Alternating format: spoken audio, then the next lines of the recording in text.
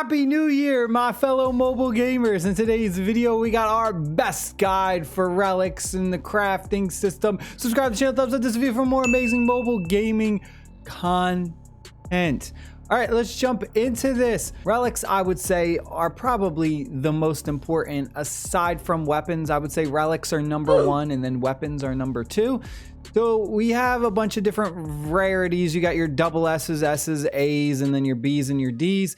The main objective of this is when you first start the game off, you're going to be kind of building up to the higher rarity. And by doing that, you are going to be taking on bounties. Bounties is pretty much the most consistent way to get relics. Now, you're going to want to do pretty much all bounties, and this is whether you're a new player or even a veteran player who's been playing for a while, because what you can do with your C's and your D's and even your B's and A's, you can go ahead and craft them, or aka upgrade them into higher rarities. So you're going to be doing that a lot. You're going to be taking on D bounties, get all of your junky D's, upgrade them to a C, upgrade C's to a B's, so on and so forth. You get the idea. Do is you're going to go to your craft system at the bottom. You're just going to click craft a specific amount in order to craft an upgraded version. So in order to craft a C relic, we're going to need 3 D's.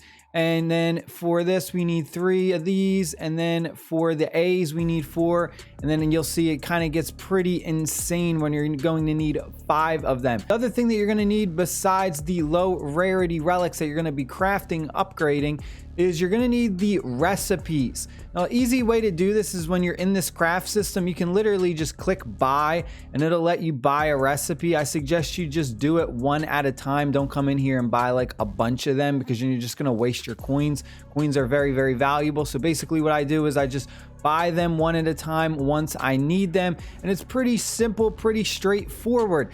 If you want to do it a faster way, in the bottom left corner, I'm kind of in the way, let me slide over. You'll see that we have common and batch. So common is if you basically want to do it by one, and then batch is if you have a ton saved up. So all this does is let you do multiples at once. Now, this is pretty much where you can get your double S's and your S recipes. You'll see that these ones are actually more specific for the relic that you're going to craft. Whereas when we were doing our C's, you'll see this is completely random. We have no idea what C relic we're gonna get. Same thing with the B's, a specific one that you can craft. So this one right here, I got some specific S relic recipes that I could craft. So any 5 A's and I will get the Thunder Dragon Ball. This is what it'll give me. Or I could go ahead and craft this one right here, the 4 Symbols Amulet, and this is what it will give me. Just know that the C's and the B's are going to always be random. Going back over to the recipe shop, you are going to need these things right here called shattered recipes, and this is for your double S's or even your single S's as well. Now you're probably wondering, well, how do I get those shattered recipes? As far as I know, the only way to get them is through the bounties, but only through what I've discovered it to be at least the A's and above. So the A bounties and the S bounties. Now you'll notice that I actually got a few myself. We go back over to this and here, I actually have 3 of these S's. Now I didn't complete any S bounties. I've only completed A bounties.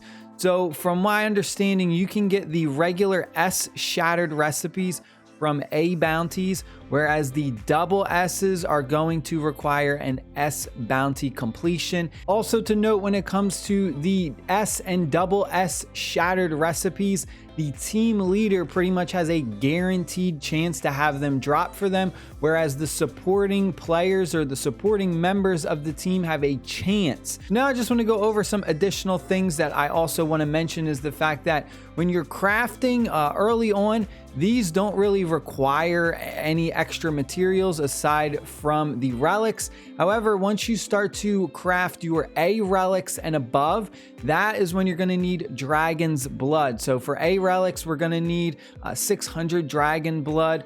And then the S relics require 3,000 dragon blood. So the dragon's blood becomes a very important material in this game. I'll have a really cool chart that actually shows you the amount of dragon's blood you will get depending on the bounties you do. I'm going to go ahead, I'm going to throw up that screenshot. This will show you all of your D bounties, your B, A pluses, S's. It'll show you the team leaders drops.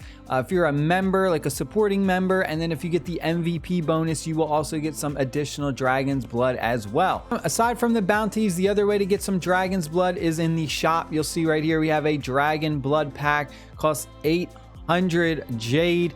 You get 1,000 of this. I honestly don't recommend you do this. I think it's honestly better to just go into the bounties, and I would just like spend it right here. You'll see Dragon's Blood. You only get 500, but you are getting an A bounty, which I think is more valuable than just 1,000 Dragon Blood. The bounties are so important. Now it is RNG, you know, you have a chance to get a bad relic or something lower, but you also have a chance to get something higher. But this is pretty much the best way that you can kind of farm up relics. So my personal opinion, I would say save your Jade for these. You'll notice that they are limited in like the B's and the A's. You only have one of these you can buy a day. The S's you can buy 3 a week. The other thing you can do with the relics is you can dismantle them. You'll see though, we only have D's, C's, B's, and then the double S's. Dismantling them only grants you a little bit of coin, which I honestly don't suggest. I really don't think dismantling your relics is worth the coin. I would rather just save them up and then continue to upgrade them. Now, I do not know exactly what you get when you dismantle a double S relic because I don't have a double S relic. So please comment down below, let everyone know what it is. The other cool thing you have is the relic set right there, right by me. You can create a custom plan. This is awesome for when you're trying to build out specific characters for specific roles. You could do things like your bounties for story missions, for PvP, your 3v3s, so on and so forth. So you can just kind of customize it. It makes it a lot easier to just come in here, choose a plan, instead of having to kind of manually do it once you have a ton of relics saved up. So you'll see in the bottom right corner of the relics that they have specific set bonuses. Not all of them have this, but some of them do. Now you can combine ones that are not the same rarity and still get the set bonus. Let's say we have one, for example, that is a lower rarity. We'll say it's a B and it has the same set bonus, or let's say we have an S and an A with set bonuses. You will get the lower rarity set bonus. If the one set bonus is higher for an S as opposed to an A, then you will get the A because you're combining the two. It always takes the lowest rarity set bonus for those. If it comes to a set bonus that requires 3 items, then it will be the middle rarity. So let's say you have a double S, an S, and then an A, you'll get the set bonus from the A. That is it. I hope you guys and girls enjoyed the video. Stay happy, stay safe, and I'll see y'all later. Peace.